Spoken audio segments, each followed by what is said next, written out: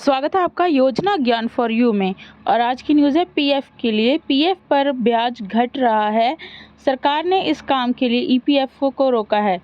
6.5 करोड़ लोगों को लग सकता है झटका। आइए जानते हैं पूरी जानकारी क्या है।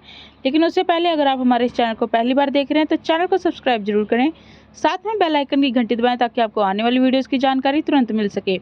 वीडियो पसंद आए तो वीडियो को लाइक करें दोस्तों, और रिश्तेदारों के साथ शेयर जरूर करें ताकि उनको भी ये जानकारी मिल सके।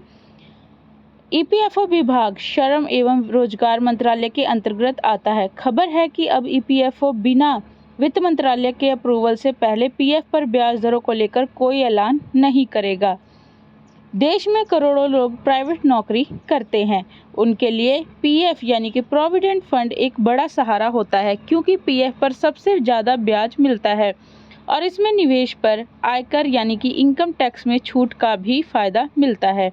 लेकिन अब खबर है कि पीएफ खाताधारकों को तगड़ा झटका लग सकता है। आने वाले दिनों में पीएफ पर मिलने वाला ब्याज कम हो सकता है। अगर ऐसा होता है तो 6.5 करोड़ से ज़्यादा लोग प्रभावित होंगे।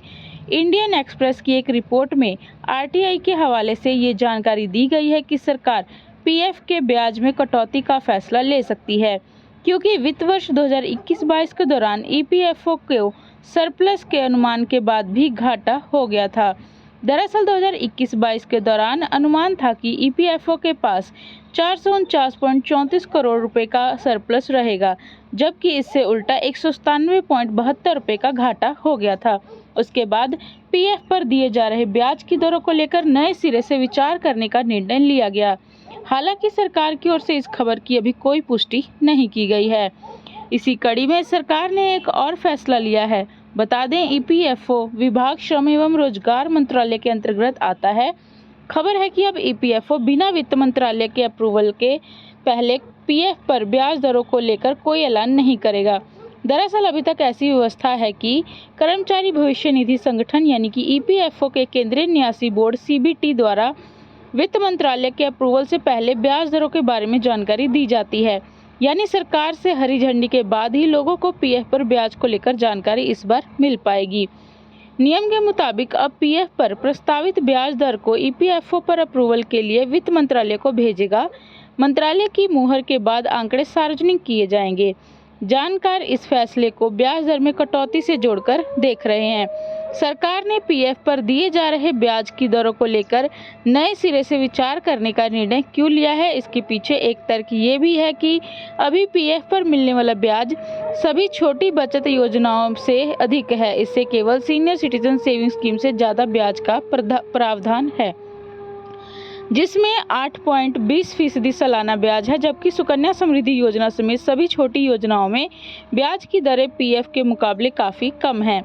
वित्त मंत्रालय इस कारण लंबे समय से पीएफ के ब्याज को घटाकर 8% से नीचे लाने की वकालत करता रहा है। फिलहाल वित्त मंत्रालय ने वित्त वर्ष 2022-23 के लिए पीएफ पर ब्याज 8.15% तय किया है।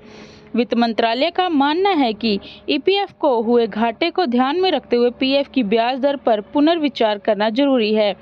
पीएफ की उच्च ब्याज दरों को कम करने और ब्याज को बाजार दरों से समूल्य लाने की जरूरत है। हालांकि बीते वर्षों में पीएफ पर ब्याज की दरें लगातार घटी हैं।